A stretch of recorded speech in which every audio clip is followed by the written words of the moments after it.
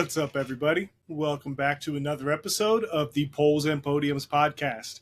As always, I am your host, Richard, joined by Quad E, musician and motorsports enthusiast.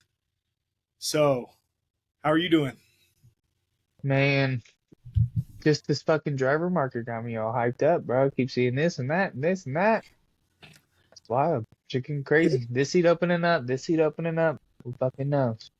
Yes, sir. Silly season is in full swing. So, we have a wide open driver market at the minute. There are so many open seats on the grid. They are. A lot of them aren't even being talked about, but we're going to go ahead and get into some of those today. So we're going to start with the hot, fresh baguette news of the French team and the inter-team violence between Esteban Ocon and Pierre Gasly has convinced Alpine to pull the plug on the Ocon project. So, what are your thoughts on this, man? This was the funniest shit I have seen in my entire life. I looked up a post, Esteban Ocon's Instagram, and the one it's talking about. I've seen a lot of slander about my driving career and my character and this whole fucking 6 fucking page thing. And the next post after that, he got fucking fired. Fired. His fucking 4-page biography claiming that he is a safe and fair driver who has a bad reputation and respects his teammates, when he literally has a compilation video of him taking out other fucking drivers, mostly his teammates. Like, it is what you are known for, is taking out your fucking teammate. It was so funny to see him fucking. It was so great to see the immediate response. Yeah. They said, you know what? As a team, we can't stand for your bullshit. I don't know if that post helped him, you know? They probably looked at that post like, this cocky bastard thinks he did nothing fucking wrong. Get your ass out my seat, boy. I guarantee you no one's going to pick him up either. And that's what I was going to ask you. Do you think that Esteban Ocon has a place on the grid? Not the F1 grid. I guarantee you somewhere else will fucking pick him up. Some other bullshit series somewhere. You don't even think he may end up at a Haas or a... Fuck no. No? No. If I was a team principal and I was looking at drivers, we have Carlos who's open. We have Valtteri Bottas who's possibly open. All these decent drivers. And then we have, let me take out my teammate every possible fucking chance I get if we're close to each other on the grid. Yeah, I'm a pass, brother. Take your French ass somewhere else. See, I can see that. I can definitely see, there are definitely a lot of other really good drivers on the market. You're going to have Zhou without a seat. You're going to have Bottas without a seat. You got Carlos Ollie Behrman without a seat. And that other kid. You have quite a few people. I think the benefit that Ocon brings is, like another driver that we are going to be discussing today, he is what we call a paid driver. So, paid drivers, for those of you who are new to Formula One, are drivers who are on the team because they bring a large amount of sponsorship money. So by doing so, and by bringing a large amount of sponsorship money with them, when a team signs this driver, that sponsorship money is allocated to the team's budget. So in essence, a team like Red Bull, who signs somebody like Checo Perez, who brings a large amount of sponsorship money from Mexico, he essentially helps the team pay the large driver's fucking salary that Max Verstappen is paid. So for a team like Haas, who is always strapped for money, I could see the benefit of picking up an Esteban Ocon. because you bring that large sponsorship bag with you, which is something that that kind of team could use. It is, but could they also use their car being in the wall? Or both of their cars being in the wall? Because he doesn't know how to drive. It's yeah, it's a double-sided coin. I guess it just depends on how strapped the team is for money at this point. Yeah. How So we desperate are shall you, actually? we shall definitely see. Um, with Carlos, it's for the longest time the speculation has been Audi, Sauber, Red Yep, Bull potentially, but as we all know, Checo doesn't just happen. signed a 2-year contract extension, which removes the Red Bull seat from the equation. It's no longer up for grabs for Carlos, which was a huge loss, in my personal opinion. Yep. Everybody knows that is who I wanted in that second Red Bull seat. I wanted a talented, smart, efficient driver behind the wheel to challenge Max and push him to break through that The next ceiling that level. he's at and go to the next level. Um, They didn't do that. But I'm it's seeing go ahead. the Carlos Mercedes. Not that this has any traction, anyone's actually talking about it, but I'm seeing this happening more and more. Because at the end of the day, Williams is a backfield team or a midfield team. And I can't see Carlos wanting to go to Ferrari to Williams. I think he's going to make the jump over to Mercedes and see what he can do there, at least for the 2 years until he can hopefully get that Red Bull seat. I don't think Because at the that's end, in the new regulations, when Checo fucks up for another 2 years, no, I mean, I don't think that the Mercedes seat is an option. who do you I think's think going that to the the Mercedes? Mercedes seat is already dedicated to the F2 driver that they're trying to bring up. What's the kid's name? Kimi Antonelli. I'm, Antonelli, that's it. I'm pretty sure that Antonelli is already kind of slotted into that second Mercedes seat to be their driver of the future to follow up when Russell is kind of at the point that Lewis was at. Lewis is at.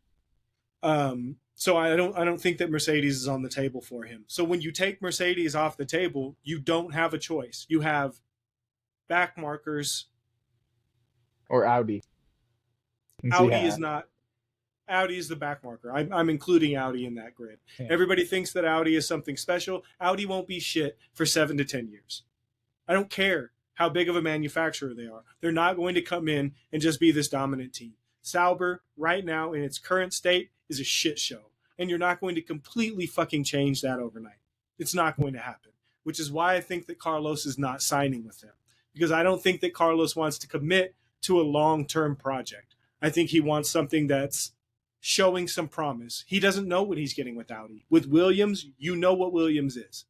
Williams is a backfield team right now, but they're making moves. They're making progress. They're moving forward. Those cars are more consistently up in the points range. There's a seat that no one talked about, that no one's talked about, that What's that? might be up. Danny Rick's seat. I don't think that Danny's Rick seat is up for grabs either.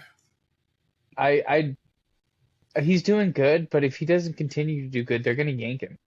I don't think it's Danny's seat next year, but I don't think that seat is open to Carlos. I think that seat belongs to Liam Lawson, and he deserves it. He does. I'm not saying you're wrong, but He that'd be a deserves way to. He's a Red Bull development driver who's been waiting in the wings as a reserve, as a test driver. It's his fucking seat. He deserves it. If they don't put Liam Lawson in that seat, they're going to end up getting fucking shafted the way Alpine did when they lost Piastri. Yeah. Because Piastri should have been in that Alpine. He was an Alpine driver. They paid for everything. They brought him up. He was supposed to take that seat, and they drugged their fucking feet, putting him into a proper seat. And as a result, he went to McLaren. Don't do the same with Liam, please. Where do you think he would go if they did that? Liam? Yeah. I don't know. There's no open seats, really. But that's what I'm saying. It gets so tight now. It is. But that also doesn't mean that he wouldn't just say fuck it and leave Formula One. I mean, there are WEC seats. There's a lot of options out there. I don't think that the Alpine seat is available. I think that Alpine's seat is going to Jack Doohan. He deserves it. He's been a reserve driver and a test driver for them for seasons, for Yeah. years. Jack Doohan deserves that seat. So that you're down to Sauber, Haas, Williams. Which fucking sucks. It does. It sucks, but that's the market, and that's the way the ball rolled. And that was the gamble that they took by dragging their feet and trying to play the market. Because they had numerous offers at the beginning, and they could have fucking taken one of those offers early. Helmut Marko wanted Carlos, but said that they couldn't afford him because they couldn't match the offer. All right, guys. Sorry about that. Had a little bit of technical difficulties with the camera and the connection. But we're back. It's nighttime now. Yeah. But we're back. So, yeah, Carlos, they dropped the ball. They should have closed the deal on that. As a result, they're going to take Logan Sargent's seat at Williams. But to segue into the highlight of this episode, do you know that Logan Sargent has never beat Alex Albon in qualifying? He never outqualified Alex Albon in the 30 attempts that he had to beat him so far. Not once. Not once. You know who he has outqualified more than once? It's probably going to be someone like insane.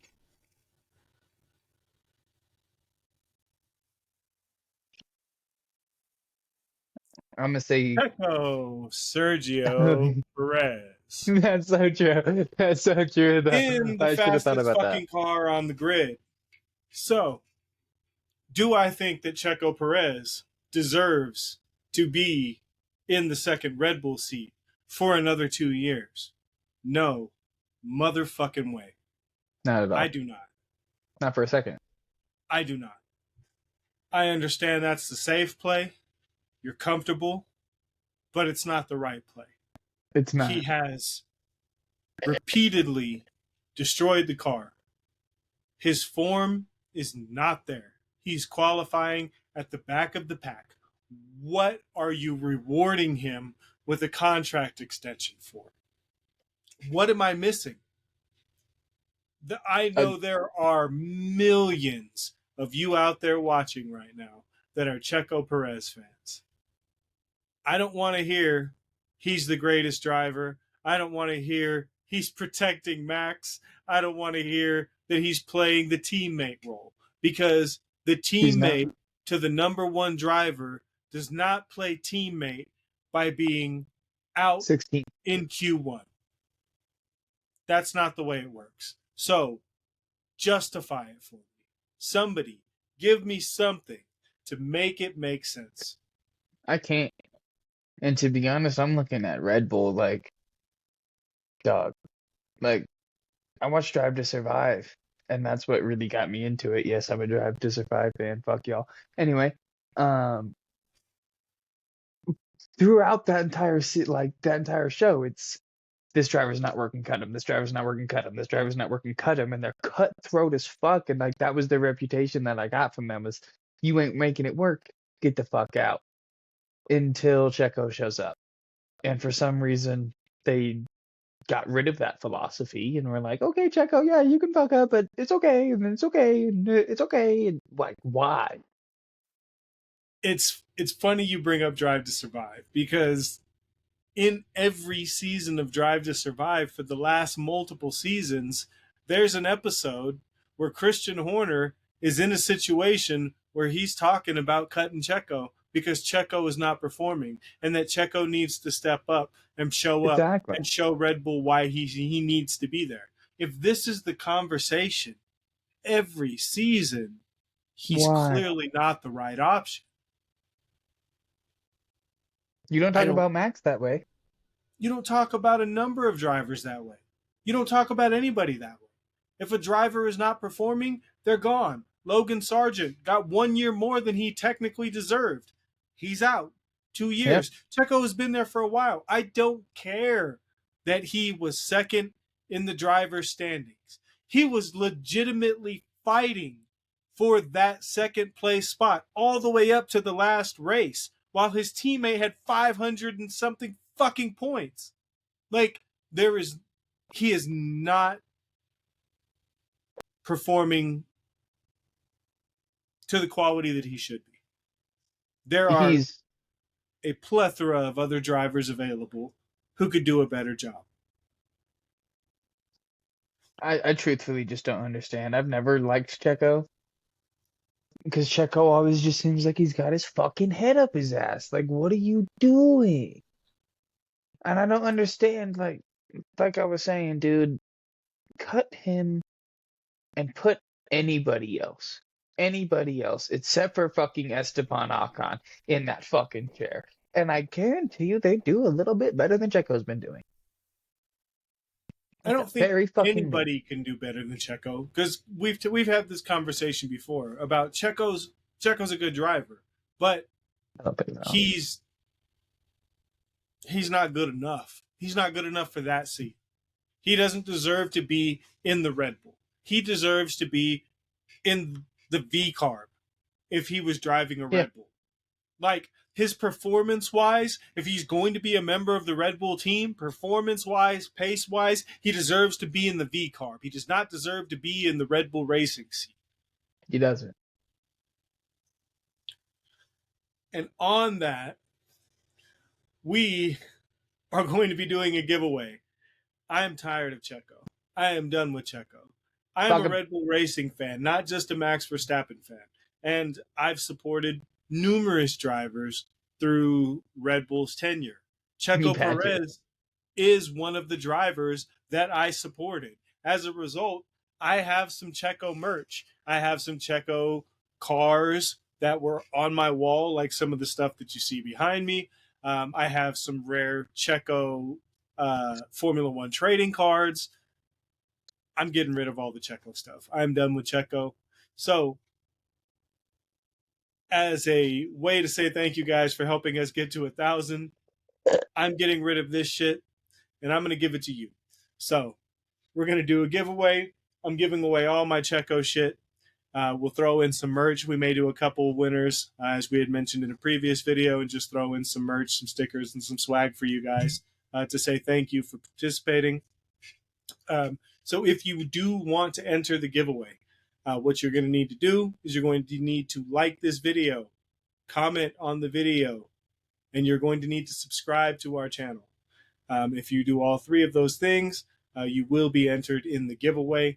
Make sure that you share it with your friends. Let everybody know. If you do share with somebody else and comment, that is going to help, spread the probability of us being able to do more of these giveaways. The more people we have participate, that incentivizes us to do more of these giveaways. The more people that we have participate in these giveaways, the bigger we can make them. So this time we're giving away some Checo shit because I'm just tired of having Checo on my Red Bull wall. Next time that could be race tickets or something like that. So, make sure that you spread the word, get it out there. If you're a Checo fan, make sure you participate, like, subscribe, comment below on the video.